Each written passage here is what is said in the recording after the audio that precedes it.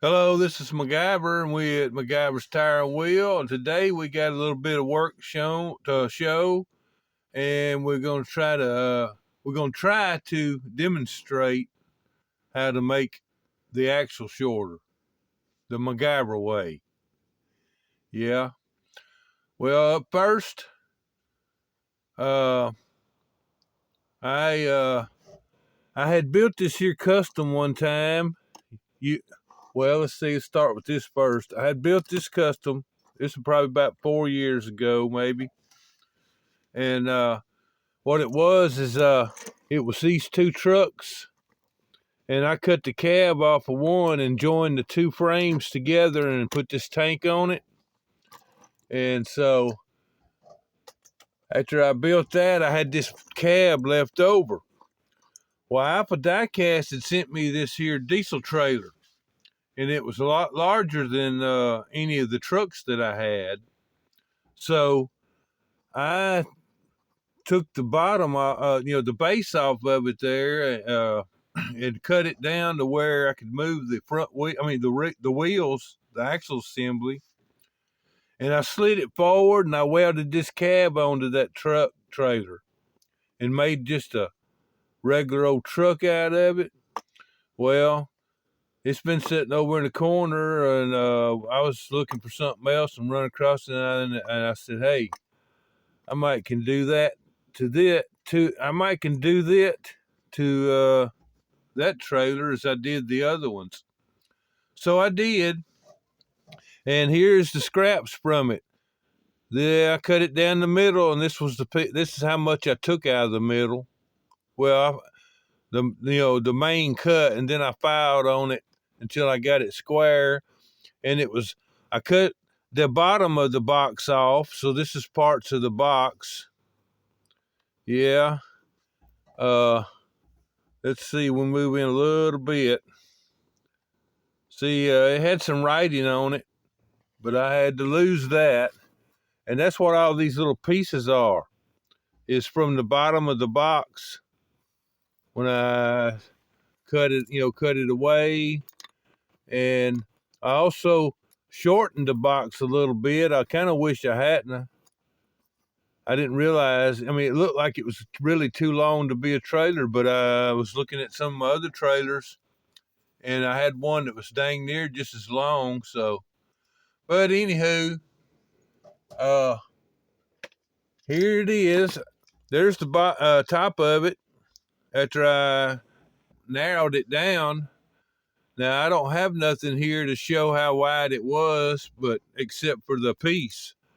This here piece that was in there, I took that much out and narrowed it, and I shortened it, and I built my own frame out of M2 plate. Uh, let's see. I'm gonna have to tilt it up where the light is shining on it to where you can see from the front all the way to right. Let's see. Right about here where this toothpick is an M2 plate. No, let's see. I'm sorry. It stopped right here. An M2 plate to right here, and then from here another M2 plate. But first of all, I joined the two halves together, and while it was open, I put in a piece across here, you know, uh, to make a support for this here frame. I also put one up front here, and the doors on the back is the support for the rest of it. But anyhow, I had cut the front off, and where I cut it off, they were inside the box was these here like gussets. It was like to make the box strength. So I cut right next to the gusset. So that's why that we got this edge here, and it left this void. Well, instead of me trying to fit the whole front piece on there, I just cut a small piece and filled in there.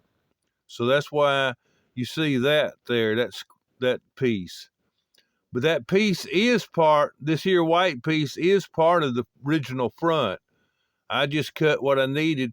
Plus, it had a bunch of messed up spot where I had this truck cab welded on it, so I cut it to where I wouldn't have all that messed up piece showing. And I built the frame out of the side of an M2 plate, the outer edge of a normal M2 plate.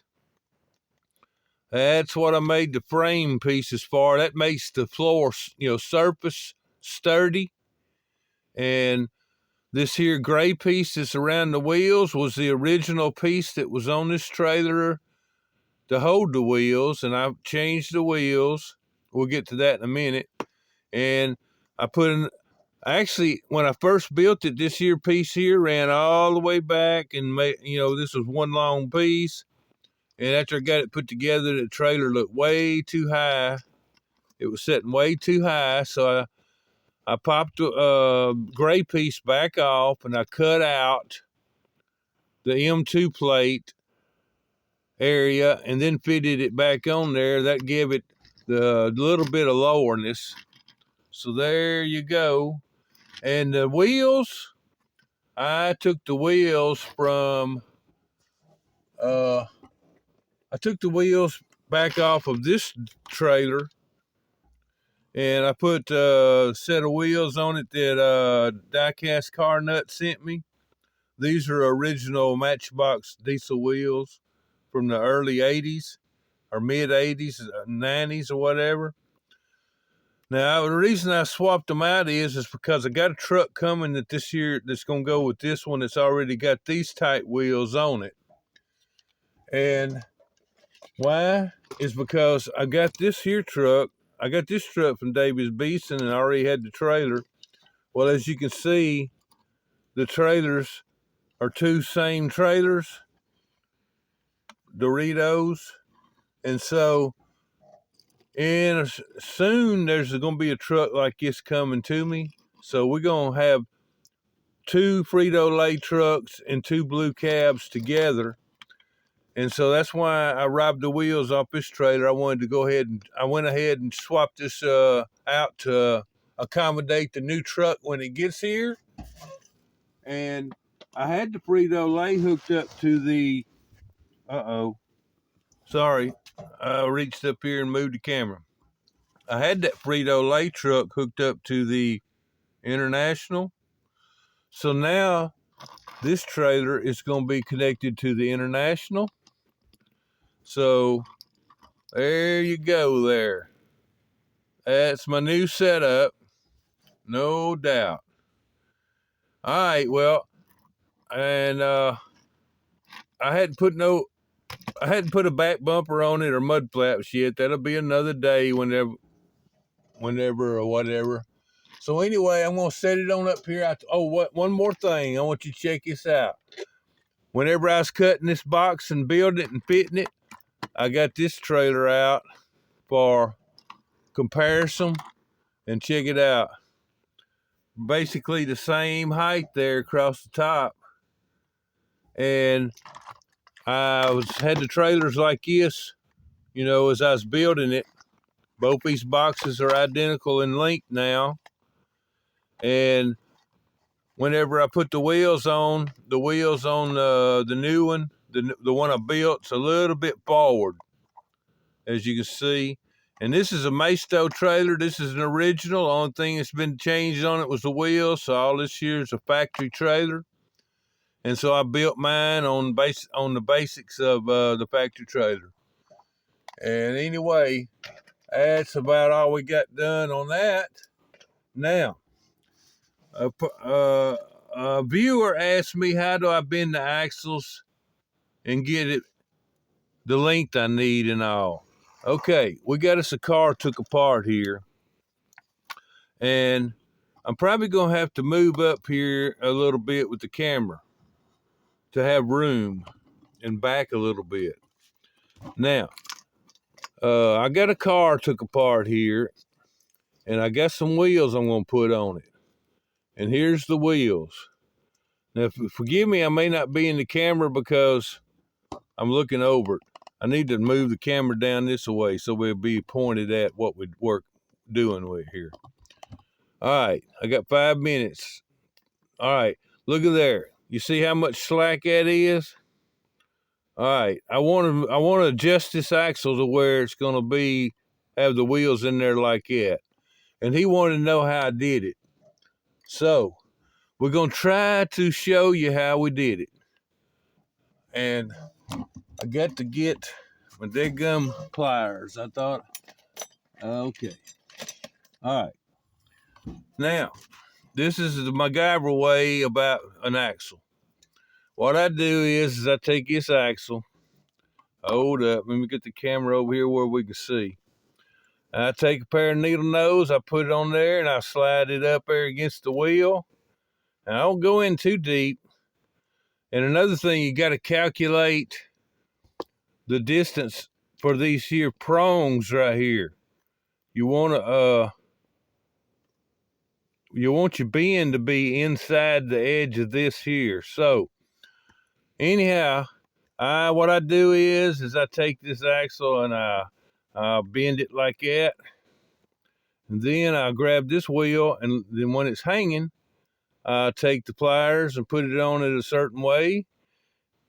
And I'll bend the other side, same way. So now we got it bent like that. All right. Then I'll put my needle noses in here against the bend in the middle. And then I'll take the opposite side and I'll bend it like so. And I don't bend it a complete horseshoe. I'll take the pliers and move it to the other side. And then I'll get the other side and I'll bend it again. And then there we got the bend in it. Now it's a little warped. So what I do there is I'll put it in here a little deeper, like that. And I'll just grab a hold of the wheel and I'll move it over there. And I'll move it over here and look at this side and move it till I got it, pretty, getting it straight. It's pretty close. Still needs a little bit of adjustment. So we'll adjust it a little bit. And it's easier to do when I'm not trying to do it on a camera. And if it's got a little bit of an angle there, you look at the elbow and you see which side looks like it needs to be my left side. So I'll grab hold to the right side of the elbow and I'll move it this way a little bit, and that gets it straightened up. Now, and if you went too much with it, you can always bend the elbow back out. So I'm putting it in here, and I still got a little slack here. So what we'll do is we'll bend the elbow, make it more of an elbow, and then you grab a hold to the opposite side, move the wheel back, and that let's see, got to bend it a little bit more this way, and then you bend it. Sometimes it wants to be difficult trying to get it to pliers the right place on it. But anyway, I'm just kind of doing it in a hurry. There, we got 1 minute left to get, but it's close. But anyway, you just work with it and just you don't get into no hurry on it. Work on it there until you get it looking good. Let's see how it's going to look in here in this frame now. The frame. All right, still got a little bit of slack, so I'm going to try to bend it a little bit more in the elbow. That makes the elbow more sharp. And then I'll come over there on the side I bent it to, or bent rather, and I'll bend the axle. I mean, the part the wheel's on. But anyway, it's getting a little closer. But anyway, that's almost it. All I got to do now is fine tune the axle, get both sides good and straight. And there you go. It's got a little bit of slack, but you got to have some slack. But anyway, that's what I did. I mean, that's how I do it. And I hope that helps out with y'all. That's one of my MacGyver tricks. So anyway, I got to go. My time's up. I want to thank everybody for watching, and this is Mike MacGyver, and I'm gone.